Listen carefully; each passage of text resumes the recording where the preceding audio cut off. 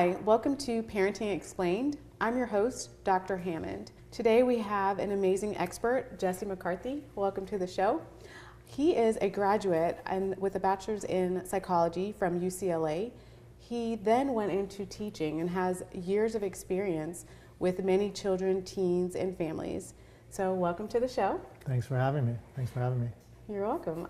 So today we're going to be talking about how you as a parent can really empower your child in the field of education. So a lot of times I've often heard parents say they really want their child to do well in school, right? Many parents want that. But what are some motivational tips that you can give to parents so that they can make sure that their child is thriving in school? Yeah, so I think a lot of times parents are motivating children by doing things like, well, I'll buy you something if you get good grades. Yep. And yeah, that might motivate them to do the work on the assignment, and maybe they'll even get good grades. It's possible. Yep, possible. But are they going to love learning? Right. And the odds are not. So as a parent, one thing you can really do is engage them in the learning. So challenge them. So you want them to love to learn. Yeah, I mean, and that sounds kind of cliche, but that's really what it's all about. So if you can challenge them in work they have, talk to them about the actual learning, not about, hey, did you get an A or a B on that assignment? So it's not always about the grades. Not about the grades. I wouldn't focus on the grades at all, actually. Let the child worry about the grades. You're interested in, hey, what are you learning? Let's talk about this. Yeah, that's an excellent point. I love that because you're absolutely right. There's a lot of families that say, if you get A's and B's, or if you get, it's always about the grades, like you said, but to really have the joy of learning. How have you seen that to be helpful for kids, to really have that joy of learning? What does it do for them, do you feel? Yeah, I mean, it's interesting. A friend of mine a few years back from high school, his father passed away, and shortly after he wrote a letter to him, just saying, hey, Dad. And he said, you know, what I remember most is you never asked me about, when I got home, what grade did you get on that test, or how are you doing in class? You always asked me, hey, what did you learn? What are you excited about? And he remembered that. Yeah. So you know these things have lasting impact. Yeah. But in school, you can see that with the most engaging teachers I've seen, the most excited students, it's about the content. Yeah. It's not about, hey, what's the extra point I can get on this quiz? So it is about the content. And I love that you say that. It really is about the content. And what I've heard is that for some teachers, they have felt that some students are lazy or they just don't feel like doing the work, but really, that's not always the case, right? It could be a lot of things going on. Yeah, I mean, it's understandable. I remember as a teacher on a report card once I put, try to fight the lure of laziness to one of these students. And now I look back and think to myself, oh man, like the child wasn't lazy, it was my issue. I was lazy in a sense. So we often blame the child for laziness, and in a sense, I'm lazy when I'm not excited, when I'm not engaged. Yeah, then I'm lazy. I want to go watch a television show. Yeah. But when you're pumped up, maybe about the work you're doing or something, you want to do it. So the job of teachers and then as parents is to, how can I help to get my child engaged? And I love that point that you just made, because you're right. It's not always about blaming the child and saying they're lazy necessarily, but sometimes the teachers need to make changes, the parents need to make changes, or someone else in their life needs to make some changes. So that's a great point. Yep. I love that. And really, I mean, as far as interacting with children at home, what can parents do to help this conversation academically, frankly, with their kids? Like, how can they help them to be successful, and what conversations need to happen at home? Yeah, so I think a lot of times you'll see this, if the child's really learning at school and enjoying learning, you'll see this naturally occur. At the dinner table, he might pop up and something, oh my gosh, you won't believe what I just learned in science today. And that will come out. But if you're pressuring him, like, now I'm not about grades, now I'm about learning, so tell me everything you learned today. They're gonna reject that because it seems phony. So you have to be genuinely engaged. So are you as an adult still interested in history? Are you still interested in science? Find something that you're interested in and then share in that experience with your child, as opposed to it being phony in some way. Right, so really, I mean, as we wrap up this segment, really creating an opportunity, like you said, to have those conversations. And maybe it's not just at the dinner table. Like, can you think of other examples what parents can do to continue the conversation? Yeah, and I think that's a great point. Oftentimes dinner table talk, but really it's when you're out. So where are you going with your child? Are you doing the same thing every single week and the child's bored? Are you going to places that are new and saying, wow, I can learn something about this place I've never been before? Yeah. So it's a good learning experience. Like I said, different places, whether it's the museum, whether it's the zoo, whether it's a theme park. Explore with them. Get out there and explore. Yeah. So it doesn't just have to be that math assignment or science assignment at home. Yeah, it doesn't have to be abstract all the time talking in it, but actually doing, getting out there in the world. Yeah. Love it. Love it. Awesome. Thank you so much. Well, we will be right back right after this.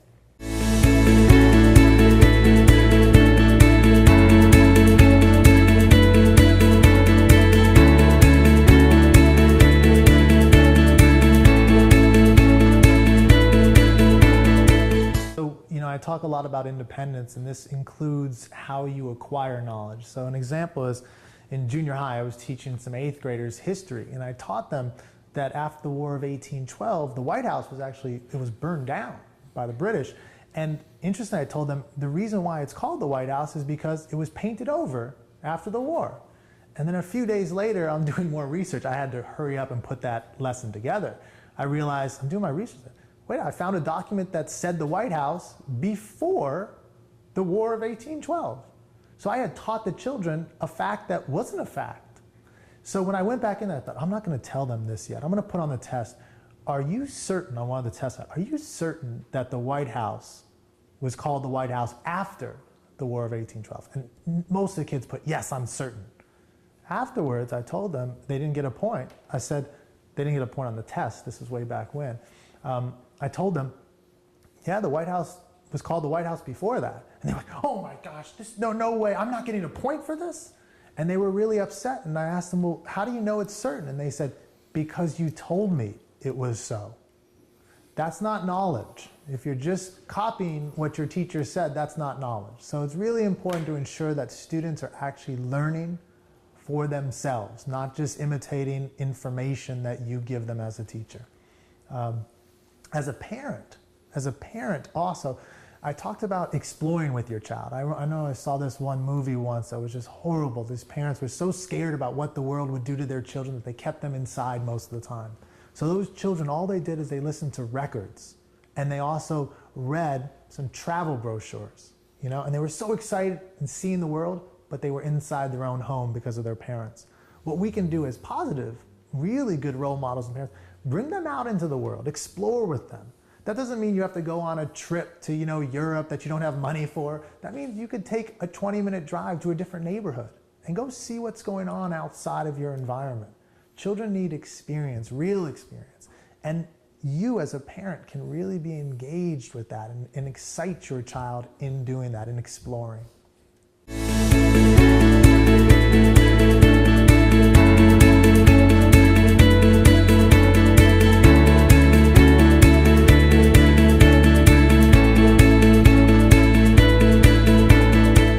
Welcome back. We have our guest, Jesse McCarthy, an expert in the field of education. And today we're talking about ways to help your child in school. And oftentimes, really, we think about education, we know it has to happen. But in your professional opinion, what really is the purpose of education? Yeah. I mean, that's a challenging question, I think. And oftentimes people don't ask because I think it is so challenging. You're just not thinking of it anymore. For me, it all comes down, there's many things, but it comes down to ultimately independence. So independence for me, if we think about ourselves as adults, if you're not independent, you're not ever going to really find that pride in yourself. Self-esteem is not going to be there because you just can't do for yourself. You're living in your parents' basement, no matter how much fun you're having out there, self-esteem is not going to be there. Right. And then you think about independence with a job.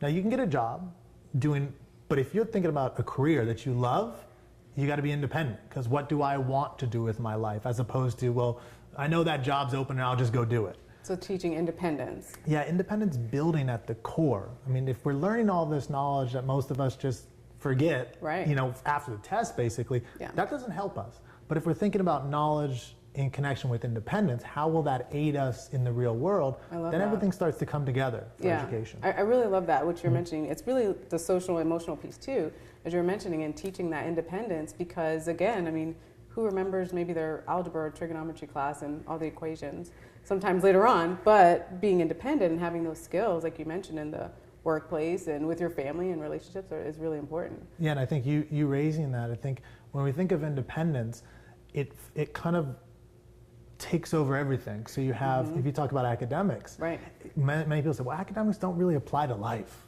And in many ways they don't, when somebody's just hammering knowledge over your head. But when you do integrate it, like, well, how will this help my life? Then it all becomes a part of that broader for independence. And as you said, if you're just learning academics and you've never actually interacted with other human beings in the world, your independence is going to be really difficult out there, because you're not going to be able to get along with anybody, which is a part of independence. And that is, it's so important, and it really depends on the schools, and we'll talk a little bit about that soon, but some schools do have a good focus on social emotional learning, and some schools focus very strictly, very heavily on the academic piece, but what would you say to parents to help them advocate for their students in school and to sort of navigate through the educational system?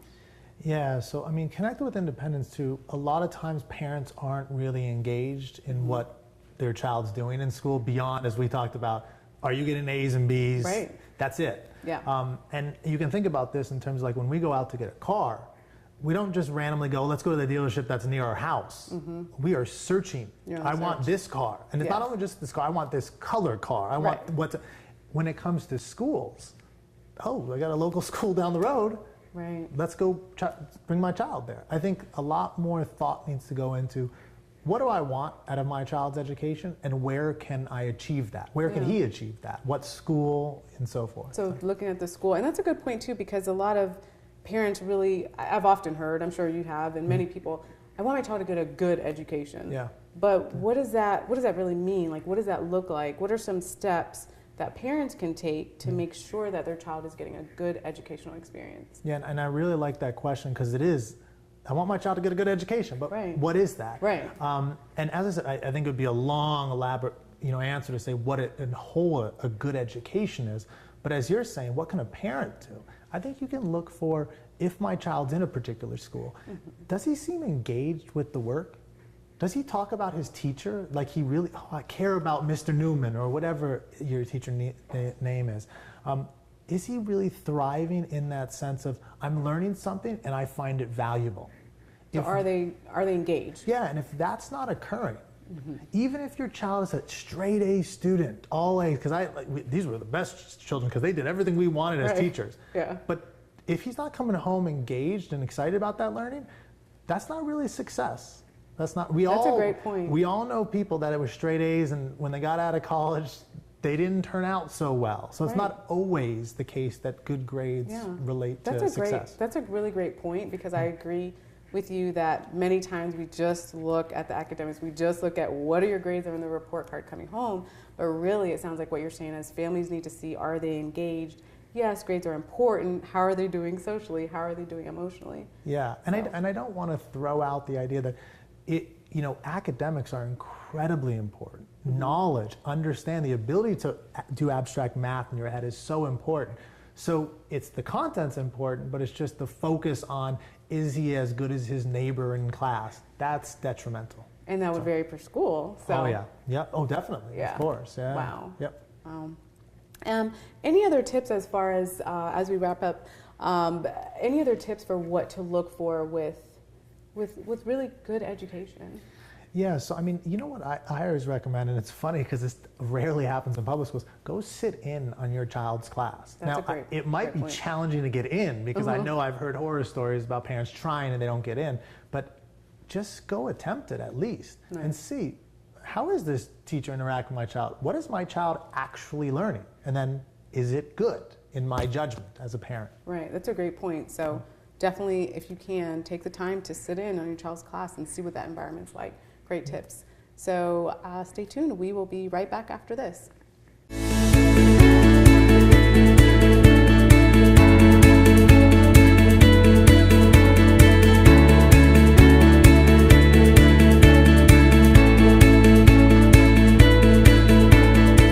So, I talk a lot about independence, and this includes how you acquire knowledge. So an example is in junior high, I was teaching some 8th graders history, and I taught them that after the War of 1812, the White House was burned down by the British. And interestingly, I told them the reason why it's called the White House is because it was painted over after the war. And then a few days later, I'm doing more research. I had to hurry up and put that lesson together. I realized I'm doing my research. Wait, I found a document that said the White House before the War of 1812. So I had taught the children a fact that wasn't a fact. So when I went back in, I thought, I'm not going to tell them this yet. I'm going to put on the test, are you certain, on one of the tests, are you certain that the White House was called the White House after the War of 1812? And most of the kids put, yes, I'm certain. Afterwards, I told them they didn't get a point. I said, they didn't get a point on the test. This was way back when. I told them, yeah, the White House was called the White House before that. And they were like, oh my gosh, no way, I'm not getting a point for this? And they were really upset, and I asked them, well, how do you know it's certain? And they said, because you told me it was so. That's not knowledge. If you're just copying what your teacher said, that's not knowledge. So it's really important to ensure that students are actually learning for themselves, not just imitating information that you give them as a teacher.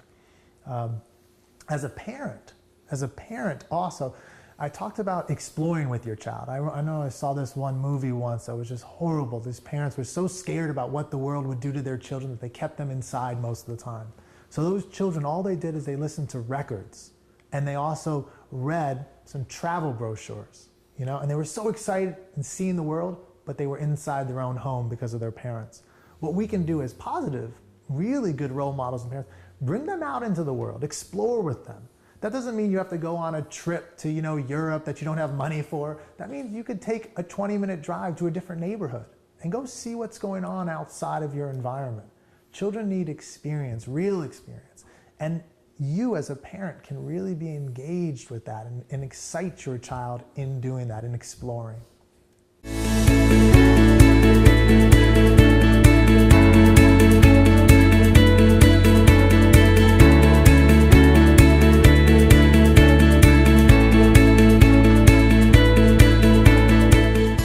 Welcome back. So we have been talking about a really, really important topic, and that is the topic of education. And I really like what you brought up, this notion of how grades are not necessarily everything. Yes, they're important, but not everything, because of course it's true, there are people that they don't necessarily even have to make straight A's or A's and B's in school, and they still go on to be very successful adults. Mm-hmm. So what are some of your thoughts as far as what parents can do to supplement this educational experience at home, in a home setting? So I think at home, one of the key things is, what are you doing at home? And I think I mentioned this a little bit, but are you interested in these subjects? So it's kind of strange. I remember once at my school, I was teaching history, we had science, we had, you know, math. And I realized that each teacher in their field only knew their field. Mm-hmm. They had, most of them had no interest in other fields. And what does that tell the child? So if you're at home and hounding your child about how's he doing in school, but meanwhile you're on your phone all day playing Candy Pop or whatever, then what is your child going to be interested in? So, and that's not to say you can't have fun with your child, just playful fun, but if you're not interested in learning, if you aren't continually learning as an adult, your child oftentimes not going to be as interested in learning as a child. And oftentimes, like you said, kids they're watching. They absolutely watch with you. So if you are on your laptop all day, your phone all day, it's hard to, like I said, encourage them to be interested in learning when they're not seeing you. But if they see you reading or something else that's educational, then and I think a lot of times they tend to. And as you said, seeing you do it. So as opposed to talking about doing it. Right. So the modeling is just huge. And you hear that a lot from very successful individuals. They'll talk about their parents. Oh, my dad was always tinkering in the garage with things. Right. And then you get an adult who ends up being a tinkerer and goes on to build his own company. Yeah. And definitely. they'll attribute a lot of that to their parents being engaged in some activity themselves, and they modeled that. What do you say to parents? So there's some parents that are very focused on a particular occupation or job for their child, but their child is completely interested in something else. Yeah. What are your tips for those parents? Maybe they really want their child to be one particular thing, but their child is interested in. Yeah, and I think that's huge. I mean, I'm from Orange County, California, and I mean, there's a lot of, I want you to be a doctor, I want you to be a lawyer, and it's all over the place. And I think that comes back to what we talked about with what's the purpose of education. Independence. Yes. And if you really care about your child's happiness, if you really care about their happiness, if you're pushing them to be a doctor, a lawyer, a singer, whatever, right, that will lead to destruction or complications at the least. Because even if they do end up being successful, I have friends that are successful in a field and then realize, very successful, being at the top of a field, and then realizing, I never really wanted to do this. I was pushed that way by my parents. So that seeming success is not always necessarily success. So as a parent, just step back and go, is this my interest? Or is this my child's interest? Right, and it's about the best interest of your child. So yeah, that's absolutely right. And really, I mean, when we think about there's so much to think about as a parent. So you're thinking about the education of your child, and maybe a parent is going through some sort of stressful situation or transition in their life. How can parents really find balance of working with the schools and trying to supplement things at home and dealing with all that. What are your tips for helping parents to manage all of that? The balance. Yeah. And as we've talked about a lot of different things, you can see it's a job to be a parent. It this is, isn't just fall into it. Oh, if I just give my child love, everything will be fine. Right. Yeah. I mean, love is huge, which love is important, to me is hugely important. Right. But I think you're right. There's a lot of work that goes involved. The stress in particular, it's kind of weird to say this, but I say share your emotions with your child. Yeah. There's no, if you're holding it all in, like, oh, I'm taking on everything, I'm going to be, what's your child going to end up doing, as we talked about with modeling? Right. He's going to be holding his own stress in. Exactly. So I think one thing to alleviate stress for a parent and actually can aid your child is to share your feelings with them. Now, that doesn't mean you had a bad day with your boss and you want to kill them. I'm gonna kill him. Yeah. Don't go overboard, but sharing it and opening it, and that really helps with communication. I mean, that's a great huge. point. You're helping with communication. You're also teaching your child how to interact in the real world, like you said, and helping them to be independent. Yep. So I think those are some really great points. Is there anything else you'd like to add about helping parents through their journey through these educational years for their child? Yeah, I mean, the one thing, the cliche thing is love. I mean, if love is there, my mom didn't know everything about education, but she loved deeply, and that was really helpful. The other thing is, we were just talking about your feelings. There's a man that I really love. He's long deceased, Hammond. He was a child psychologist, but he always said, acknowledge strong emotions. Acknowledge them. So that doesn't, if your child is angry at his teacher, she's such a jerk, I'm gonna kill her.